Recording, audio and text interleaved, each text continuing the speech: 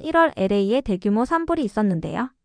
2개월이 지난 현재 미국 전문가들은 한국의 자동차 때문에 큰 충격에 빠졌다고 합니다. 무슨 일인지 바로 사연 들어보시죠. 잠깐 시청 전 구독 버튼 꼭 부탁드려요. 안녕하세요. 저는 제레미 존스입니다. LA 소방서에서 20년간 화재를 진압해온 베테랑 소방관이죠. 저는 제 인생에서 자랑스러운 2가지가 있었어요. 하나는 소방관이라는 직업이었고 또 하나는 포드트럭이었습니다. 미국에서는 포드 픽업 트럭이 매우 유명합니다. 출퇴근길에서 가장 많이 보이는 차는 포드 픽업 트럭이에요. 미국산 자동차는 크고 강력하다는 신뢰가 있었고 그 신뢰는 저에게 진리에 가까웠습니다. 그래서 동료들이 일본 차나 한국 차를 타고 다니면 저는 미국인답지 못한 선택이라고 비웃었습니다. 특히 한국 차는 좁은 도심에서나 탈만한 장난감 자동차이지 미국 사람이 타기에는 쓸모없는 차라고 더욱 무시했었죠. 한국 차는 싸구려이고 내구성이 부족하며 승차감도 물렁하다고 생각했어요. 안정성도 부족할 것이고 디자인도 촌스럽다고 무시했었죠. 제 입에서 한국 차는 미국 사람에게 어울리지 않아 큰일을 할 수 없어라는 말이 나온 적이 얼마나 많았는지 모르겠어요. 그러면서도 저는 제가 20년간 화재를 진압해왔고 그 곁에는 항상 포드가 있었다는 것을 자랑스럽게 말했습니다. 그랬던 제가 한국 차에 대한 생각을 완전히 바꾸게 되고 인생이 완전히 뒤바뀐 것은 2025년 LA에서 발생한 최악의 산불이 일어났을 때예요. 그 경험은 평소와 다름없는 화재 신고로 시작됐어요. 그러나 그 산불은 보통 산불이 아니었죠. 건조한 겨울 날씨와 강한 바람 때문에 불은 순식간에 통제 불능 상태가 되었어요. 집에서 집으로, 산에서 산으로 불씨가 날아가 불은 계속 커져만 갔었죠. 산불이 발생한 날 아침, 저는 여느 때처럼 포드 픽업 트럭인 랩터를 몰고 출근했어요. 소방서에 도착했을 때는 이미 비상경보가 울리고 있었습니다. 당직자들은 긴급 출동한 상태였고 소방지휘관은 긴급 회의를 열어 모든 대원들에게 24시간 비상근무 체제로 전환하라고 알렸어요. LA 화재는 너무 심각했어요. 모든 소방 차량이 현장에 있어 구조활동에 쓰일 차량이 부족한 상황이었죠. 그래서 화재 진압 이외의 활동에는 소방관들의 개인 차량들이 투입되기 시작했습니다. 존스, 너는 북쪽 구역으로 출동해서 시민들을 구하도록 해. 그쪽 상황이 매우 심각해. 이미 대부분 지역이 불타고 있어. 소방지휘관의 목소리에는 위기감과 긴장감이 가득했습니다. 저는 즉시 제 트럭을 몰고 북쪽 지역으로 출동했어요. 대낮인데도 하늘은 검은 연기로 뒤덮여 매우 어두웠습니다. 온통 공기 중에는 불씨와 검게 타버린 재가 날리고 있었죠. 도로를 달리면서 보이는 광경은 마치 전쟁터를 방불케 했어요. 사람들은 짐을 챙겨 황급히 대피하고 있었고 일부 차량들은 길가에 방치되어 있었습니다. 저는 도움이 필요한 사람들을 태우면서 열심히 구조활동을 전개했었어요. 그렇게 첫날에는 제 트럭에 아무런 문제가 없었어요. 평소처럼 잘 달렸고 우리는 사람들을 구조하고 불씨를 잡기 위해 전력을 다했습니다. 하지만 이틀째부터 차량 문제가 시작됐어요. 같이 북부 지역에서 구조활동을 하던 동료들의 차들이 고장이 나기 시작했어요. 먼저 쉐보레 트럭이 멈춰 섰습니다. 24시간 이상 달리다 보니 엔진이 과열되어 더 이상 움직이지 못했습니다. 그 다음에는 다른 동료의 다지 차량도 멈췄죠. 젠장, 미국 차들은 강한 줄 알았는데 우리가 믿던 차들이 하나둘씩 고장이 나서 멈춘다고 동료 제이크가 어이없다는 표정으로 말했습니다. 그리고 셋째 날이 되자 제 소중한 포드마저 문제를 일으키기 시작했어요. 엔진에서 이상한 소리가 나더니 갑자기 멈춰섰습니다. 차량 본네트를 열어보니 엔진은 과열되어 있었고 공기 흡입구는 불씨와 재가루로 꽉 막혀 있었죠. 이미 고장난 제 포드는 아무리 시도해도 다시 시동이 걸리지 않았어요. 그때 제 눈앞에서 일어난 광경은 평소 제 신념을 완전히 뒤흔들었습니다. 그날 오후 저는 놀라운 광경을 목격했습니다. 소방관들의 개인 차량도 고장이 나서 멈추자 우리 소방서에는 민간 차량들이 동원되었어요. 그리고 차량들 중에는 몇 대의 한국 차가 있었어요. 처음에는 한국 차에 별 관심이 없었죠. 어차피 곧 고장날 텐데라고 생각했거든요. 하지만 미국 차들이 하나둘씩 멈춰서는 와중에도 한국 차들은 계속해서 달리고 있었습니다.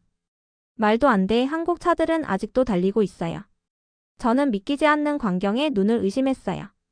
뜨거운 온도와 불씨, 재가 가득한 까만 연기 속에서도 한국 차들은 멀쩡하게 운전이 가능했어요. 제 소중한 포드가 길가에 고장나 서 있는 동안 한국 차들은 구조 작업을 계속하고 있었어요. 특히 한 대의 중형 SUV가 제 시선을 사로잡았습니다. 그 차는 험한 도로와 산길을 오가며 대피하지 못한 주민들을 실어 나르고 있었죠. 한 번은 한국 SUV가 거의 불길에 둘러싸인 지역으로 들어가는 것을 보았어요. 저는 그 차가 돌아오지 못할 거라고 생각했습니다. 하지만 10분 후 그 차는 3명의 노인들을 태우고 안전하게 돌아왔어요. 차 겉면은 그 흐름으로 까맣게 변했지만 엔진은 여전히 힘차게 돌아가고 있었습니다. 이게 말이 되나? 저는 혼잣말로 중얼거렸어요.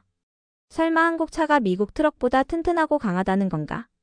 그날 밤 임시 대피소로 마련된 체육관에서 저는 잠을 이루지 못했습니다. 20년 동안 절대적으로 믿어왔던 제 신념이 하루아침에 무너진 것 같았거든요. 동료 제이크가 제 옆에 와서 앉았습니다. 존스, 너 아직도 내 포드 생각하고 있지? 제이크가 물었어요. 아니, 그게 아니라 그 한국 차들 말이야. 어떻게 저런 환경에서도 멀쩡하게 달릴 수 있는 건지 이해가 안 가. 저는 솔직하게 물었습니다. 제이크는 빙글빙글 웃으며 말했어요. 나도 처음엔 그랬어. 하지만 작년에 아내가 한국 차를 사고 나서 생각이 바뀌었지. 한국의 기술력은 우리가 생각했던 것보다 훨씬 뛰어나. 다음날 제 포드는 여전히 움직이지 않았습니다. 결국 저는 제이크에게 부탁해서 그의 동료가 타고 온 한국 SUV를 잠시 빌렸어요. 사실 조금 창피한 마음도 있었습니다. 내가 평생 무시해왔던 차를 타다니라는 생각이 들었거든요. 하지만 놀라운 일이 벌어졌습니다. 그 차는 불씨와 제가 날리는 환경에서도 전혀 문제없이 달렸어요. 처음 타본 한국 차는 엔진 소리는 조용했고 주행은 안정적이었습니다. 특히 산길을 오를 때 보여준 성능은 제 포드와 비교할 수 없을 정도였죠. 소방서에 있는 차량 기술자에게 물어보니 한국 차의 엔진 흡기 시스템은 미세먼지를 효과적으로 걸러내는 구조로 되어 있다고 했어요. 사막과 같은 고온 환경에서 주행 테스트를 마쳤고 또한 전자 장비들은 고온에서도 안정적으로 작동하도록 설계되어 있다고 했어요. 무엇보다 놀라웠던 것은 그 차가 이미 3일 동안 쉬지 않고 구조 작업에 투입되었다는 사실이었어요. 이거 진짜 말도 안 돼. 20년간 포드만 믿어온 내가 틀린 건가? 저는 한국 차의 핸들을 잡고 스스로에게 물었습니다. 그날 하루 저는 여러 지역을 다니며 구조 활동을 펼쳤어요. 험한 길, 가파른 경사로 연기가 자욱한 지역 그 어디서도 차는 문제를 일으키지 않았습니다. 오히려 제 포드라면 엄두도 내지 못할 지형도 거뜬히 통과했어요. 저녁이 되어 대피소로 돌아왔을 때 저는 이미 마음속으로 결정을 내리고 있었어요. 20년 동안 한 번도 의심해 본 적 없는 제 자동차 선택에 대해 심각하게 재고하기 시작했습니다. 산불은 거의 한 달 동안 계속되었습니다. 불길을 잡기 위해 주 전역에서 소방대원들이 동원됐고 오랜 진화 작업 끝에 마침내 통제 가능한 상태가 되었어요. 하지만 피해는 이미 막대했죠. LA의 대부분의 집과 마을들이 불에 타서 잿더미가 되었어요. 불을 제압한 뒤 이제 피해 복구 작업이 시작됐어요.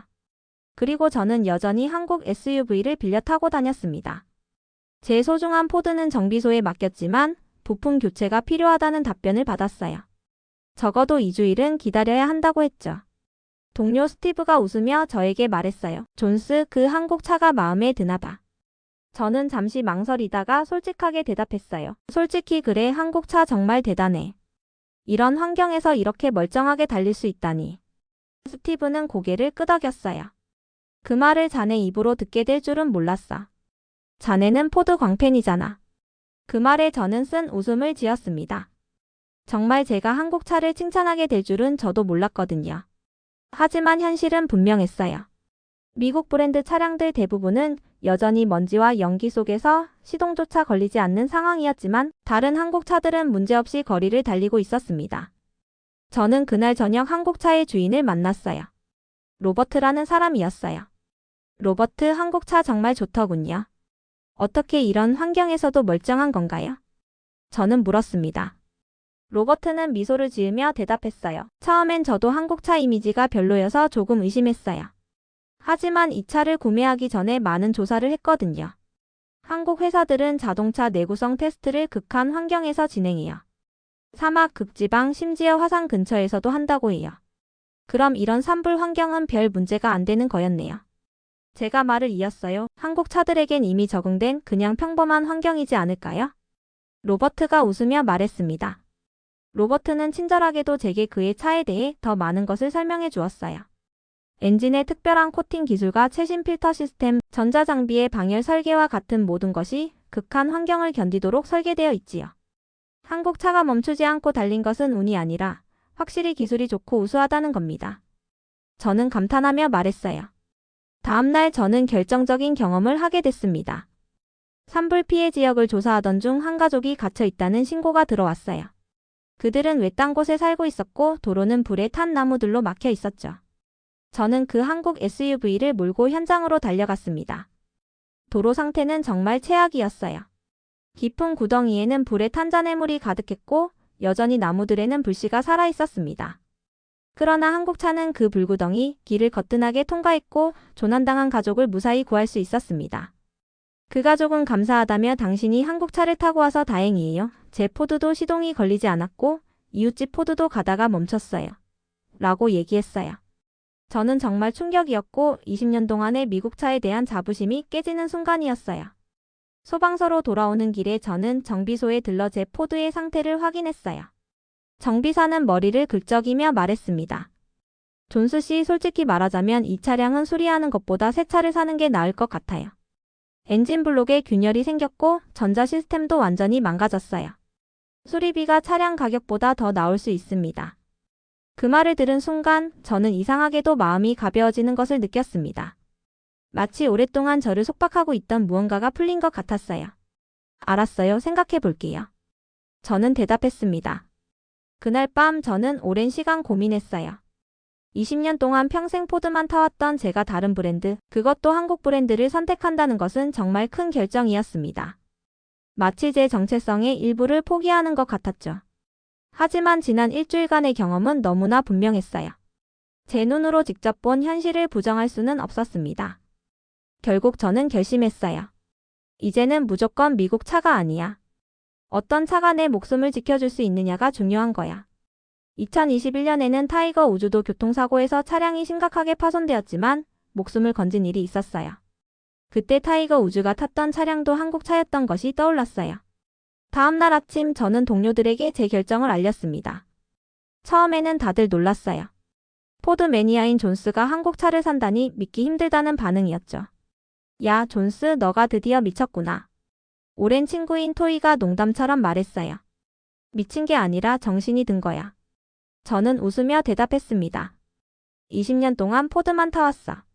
하지만 이제 더 이상 이 미국 차를 믿을 수가 없어. 놀랍게도 많은 동료들이 저를 이해해 주었어요. 그들 역시 이번 산불 사태에서 미국 차들의 한계를 목격했기 때문이죠.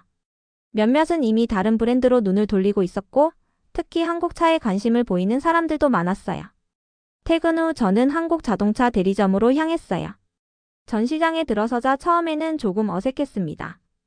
20년 동안 미국 브랜드 대리점만 방문했던 저에게는 낯선 환경이었어요. 판매 상담원이 다가왔습니다. 무엇을 도와드릴까? 한국 SUV를 찾고 있어요. 저는 대답했어요. 저는 소방관인데 극한 환경에서도 견딜 수 있는 차가 필요합니다. 상담원의 눈이 반짝였어요. 아, 소방관이시면 최근 산불을 진압하셨겠군요. 저는 고개를 끄덕였습니다. 네. 그리고 그 과정에서 한국차의 성능을 직접 봤어요. 상담원은 미소를 지으며 여러 모델을 소개해 주었어요. 그는 특히 한 SUV 모델을 적극 추천해 줬어요. 이중 필터 시스템이 적용된 엔진과 고온의 강한 배터리, 튼튼한 차체 구조 등 모든 것이 극한 환경을 견디도록 설계되어 있었죠. 이 모델은 특히 사막 지역에서 인기가 많습니다. 먼지와 고온에 강하거든요. 라고 상담원이 설명했어요. 저는 그 차를 시승해 보기로 했습니다. 운전석에 앉자마자 느낌이 달랐어요. 포드의 투박한 느낌과 달리 모든 것이 운전자 중심으로 설계되어 있었습니다. 계기판은 직관적이었고 보기에 편안했어요. 직접 운전을 하는 시승을 시작하자 더욱 놀라웠어요. 엔진 소리는 조용했지만 힘은 강력했고 핸들링은 정확했으며 브레이크 반응도 예상보다 훨씬 좋았어요. 특히 오프로드 구간에서의 성능이 기대 이상이었어요. 이게 정말 한국 차인가? 저는 혼잣말로 중얼거렸습니다. 시승을 마치고 쇼룸으로 돌아왔을 때 제 마음은 이미 결정되어 있었어요. 그동안 무시했던 한국 차가 사실은 제가 원하던 모든 조건을 만족한다는 걸 깨달았거든요. 이 차로 할게요. 저는 망설임 없이 말했습니다. 그럼에도 구매 절차가 진행되는 동안 저는 여전히 약간의 불안감이 있었어요. 20년간 믿었던 신념을 하루아침에 바꾸기는 쉽지 않았거든요. 하지만 지난 산불 현장에서의 경험을 다시 떠올리면 지금의 결정이 옳다는 확신이 들었습니다. 이제는 무조건 미국 차가 아니야. 내가 살아남는 차를 골라야지. 저는 계약에 서명하며 생각했어요. 한국 차 대리점을 나서면서 마치 무거운 짐을 내려놓은 것 같은 가벼움을 느꼈습니다. 20년 동안 포드만 고집했던 제 자신에게서 자유로워진 느낌이었죠. 집으로 돌아가는 길에 저는 문득 아버지 생각이 났어요. 아버지는 평생 미국 차만 타셨고 저에게도 같은 가치관을 물려주셨습니다. 아버지가 알면 뭐라고 하실까? 라는 생각이 들었죠. 하지만 아버지도 이번 산불 현장을 보셨다면 저와 같은 선택을 하셨을 거라고 생각했어요. 아버지는 항상 도구는 일의 결과로 판단해야 한다라고 말씀하셨거든요. 그리고 이번 산불에서 한국차는 그 결과를 확실히 보여주었습니다. 3.15 산불 피해 지역은 서서히 복구되고 있었습니다. 저는 소방서 동료들과 함께 피해 조사와 안전 점검을 위해 현장을 자주 방문했어요. 이런 활동에서 제 차는 큰 힘이 되었죠. 아직도 지역에는 화재로 인한 재가루가 날리고 도로 상태가 좋지 않았어요. 그래도 제 한국차는 문제없이 달렸거든요. 한 번은 가파른 산길을 오르다가 앞서 가던 동료의 픽업 트럭이 미끄러져 멈췄어요. 저는 그 옆으로 천천히 지나가며 도움이 필요한가요? 라고 물었습니다. 괜찮아, 그냥. 이 경사가 너무 가파르니 조금 쉬었다가 다시 시도해 볼게. 동료가 대답했어요. 저는 그냥 지나치려다가 문득 생각했습니다. 내 차라면 어떨까? 잠깐 내가 먼저 올라가 볼게. 이 차가 어떤지 한번 보자. 그리고 놀랍게도 제 한국 SUV는 그 가파른 경사를 거뜬히 올라갔습니다. 타이어가 길게 미끄러지는 순간도 있었지만 차량의 전자제어 시스템이 즉시 반응하여 안정을 유지했어요. 정상에 도착한 후 저는 백미러로 놀란 표정의 동료를 바라보았습니다. 그는 곧 무전기를 들고 말했어요. 존스, 그 차 정말 대단하다. 브랜드가 뭐라고 했지?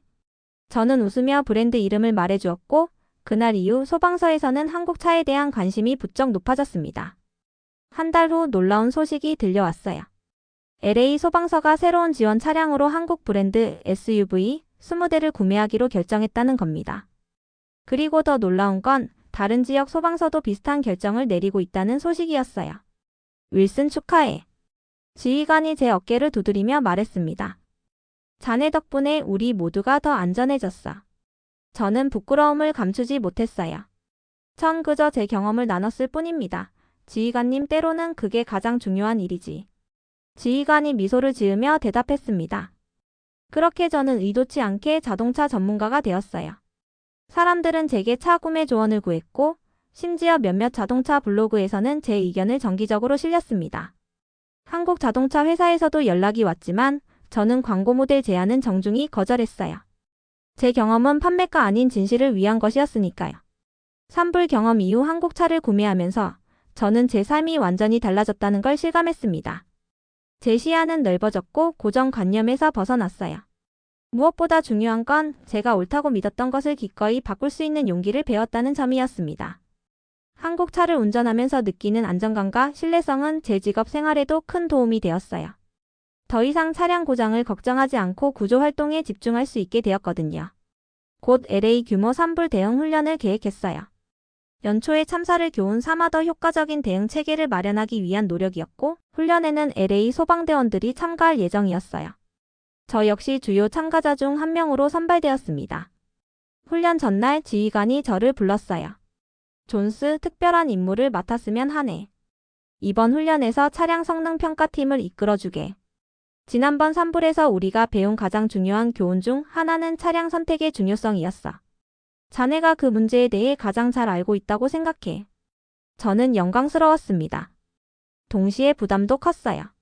하지만 이 기회를 통해 더 많은 생명을 구할 수 있다면 기꺼이 맡을 의향이 있었습니다. 알겠습니다, 지휘관님. 최선을 다하겠습니다. 저는 단호하게 대답했어요. 다음날 훈련장에는 다양한 브랜드의 차량들이 집결해 있었습니다. 미국 차, 일본 차, 유럽 차, 그리고 물론 한국 차까지. 모든 차량은 극한 환경 테스트를 받을 예정이었어요. 고온, 먼지, 험한 지형, 지난번 산불과 비슷한 조건이었죠. 제 팀은 각 차량의 성능을 객관적으로 평가하기 위한 기준을 마련했습니다. 엔진 내구성, 전자장비 안정성, 오프로드 성능, 그리고 무엇보다 극한 환경에서의 안정성이었어요. 자, 시작하자. 저는 팀원들에게 말했습니다. 훈련은 오전 9시부터 특수 제작된 먼지 터널을 통과해야 했습니다. 이 터널은 산불 당시의 불씨와 제가 날리는 환경을 재현한 것이었죠. 그 다음은 급경사 오르막, 그리고 마지막으로 고온 환경 테스트가 있었어요. 제가 예상했던 대로였어요. 미국 차들은 먼지 터널에서 어려움을 겪었어요. 엔진 흡기 시스템이 먼지에 막히면서 성능이 급격히 저하되었고, 일본 차들은 조금 더 나은 성능을 보였지만 결국 고온 환경에서는 여전히 문제가 있었어요. 반면 한국 차들은 모든 테스트에서 뛰어난 성능을 보여주었어요. 특히 제가 타고 있는 모델은 어떤 조건에서도 안정적으로 작동했습니다. 이것은 우연이 아니었어요. 그들의 차량은 이런 극한 환경을 염두에 두고 설계되었다는 것이 분명했어요. 훈련이 끝난 후 저는 결과 보고서를 작성했습니다. 객관적인 데이터를 바탕으로 어떤 차량이 극한 환경에서 가장 신뢰할 수 있는지 명확하게 보여줬어요. 그리고 그 보고서는 LA 소방서만 아니라 캘리포니아 전역의 소방서에 공유되었습니다. 예상대로 반응은 뜨거웠어요. 많은 소방서에서 차량 구매 정책을 재검토하기 시작했고, 한국차에 대한 관심이 급증했습니다. 심지어 연방정부기관에서도 제 보고서에 관심을 보였어요. 어느 날 놀라운 소식이 들려왔습니다. 디스커버리 채널에서 산불 대응과 차량 선택에 관한 특집 다큐멘터리를 제작 중이었고, 저를 주요 인터뷰 대상자로 섭외하고 싶다는 거였어요. 정말요? 전국 방송인가요? 저는 놀라서 물었습니다. 네, 존스 씨, 당신의 이야기는 많은 사람들에게 영감을 줄 것이라고 생각합니다. 제작자가 대답했어요. 다큐멘터리 촬영은 2주일 동안 진행되었습니다. 그들은 제 일상 소방서에서의 활동, 그리고 물론 제 한국차와 함께하는 모습을 담았어요. 가장 중요한 건 불 당시 현장의 실제 영상도 포함되었다는 점이었습니다. 길가에 멈춰선 미국 차들과 계속해서 달리는 한국 차들의 모습이 생생하게 드러났죠. 다큐멘터리는 미국 땅에서 살아남은 차는 무엇이었나? 베테랑 소방관의 충격 증언이라는 제목으로 제 사진과 함께 실린 그 기사는 온라인에서 폭발적인 반응을 얻었습니다. 사람들은 제 경험에 놀라워했고, 많은 소방관들과 산불 피해자들이 댓글로 비슷한 경험을 공유했어요. 미국 차가 멈춰선 반면 한국 차는 끝까지 달렸다는 이야기들이었죠. 신문사, 방송국, 심지어 유튜브 채널에서도 인터뷰 요청이 왔어요. 저는 완전히 당황했죠. 이게 무슨 일이야? 저는 혼잣말로 중얼거렸습니다. 이튿날 지휘관이 저를 사무실로 불렀어요. 저는 혹시 문제가 생긴 건 아닌지 걱정했습니다. 하지만 지휘관은 웃고 있었어요. 존스, 자네가 유명 인사가 됐구만. 소방서 전화가 계속 울려대네. 지휘관이 말했습니다. 정말 죄송합니다, 지휘관님. 이렇게 될 줄은 몰랐어요. 저는 당황해서 대답했어요. 지휘관은 손을 저으며 말했습니다. 사과할 필요 없네. 오히려 고맙게 생각하고 있어. 자네 덕분에 우리 소방서가 새로운 차량 도입을 검토하게 됐으니까. 그리고 더 중요한 건 자네가 진실을 말했다는 거야. 그 주에 저는 몇 개의 인터뷰를 더 진행했어요. CNN, 박스뉴스, 그리고 몇몇 유명 자동차 전문 유튜브 채널까지. 모든 인터뷰에서 저는 한 가지 메시지를 일관되게 전달했습니다. 중요한 건 브랜드가 아니라 성능입니다. 우리는 더 이상 자동차를 국적으로 판단해서는 안 돼요. 중요한 건 그 차가 우리를 얼마나 안전하게 지켜줄 수 있느냐입니다. 그래 말인데 연방정부에서 연락이 왔어. 전국 소방서 장비 표준화위원회에 자네를 초빙하고 싶대. 저는 놀라서 말을 잇지 못했어요. 그 위원회는 전국 소방서의 장비 기준을 설정하는 중요한 조직이었습니다. 정말요? 정말 영광이네요. 저는 겨우 말을 이었습니다. 자네가 시작한 변화가 이제 전국적인 움직임이 되고 있어. 지휘관이 말했어요. 자랑스러워해도 좋아. 그날 밤 저는 집 앞 현관에 앉아 하늘의 별들을 바라보았습니다. 제 옆에는 제 한국 차가 달빛에 빛나고 있었어요. 아버지는 항상 말씀하셨죠. 존스, 인생에서 가장 중요한 건 정직함이야. 내가 틀렸다는 걸 알면 그걸 인정할 용기를 가져라. 그 순간 저는 제가 한 일이 바로 그것임을 깨달았습니다. 저는 제 오랜 믿음이 틀렸다는 것을 인정했고 그 덕분에 더 나은 사람이 되었습니다. 더 넓은 시야를 가진 사람, 다른 가능성에 열린 사람이 된 거죠. 산불 때 한국 차를 경험한 저는 여전히 소방관이고 여전히 자동차를 사랑했지만 더 이상 좁은 시야에 갇혀 있지 않았어요. 제 마음은 넓어졌고 제 판단은 더 현명해졌습니다. 그리고 가장 중요한 것은 제 경험이 다른 사람들에게 영감을 주었다는 사실이었어요. 소방관들은 이제 더 나은 장비로 화재와 싸울 수 있게 되었어요. 일반 시민들도 더 안전한 차를 선택할 수 있게 되었습니다. 만약 LA에 다시 산불이 발생한다면 우리는 이제 더 잘 준비되어 있을 거예요. 더 많은 생명을 구할 수 있을 거고요. 그리고 그것이 제가 진정으로 원했던 것이었습니다. 창밖으로 보이는 제 한국 차를 바라보며 저는 작은 미소를 지었습니다. 그것은 단순한 자동차가 아니었습니다. 그것은 제 변화의 상징이었고 더 나은 미래를 향한 첫걸음이었습니다. 이제는 미국 차 대 한국 차가 문제가 아니에요. 중요한 건 더 나은 차를 만드는 거지, 모두를 위해. 제 이야기는 여기서 끝나지 않을 거예요. 앞으로도 저는 계속해서 배우고 성장하며 변화할 테니까요. 하지만 한 가지 확실한 것은 제 곁에는 항상 믿을 수 있는 한국 차가 있을 거라는 점입니다. 지금까지 존스 씨의 사연 어떠셨나요?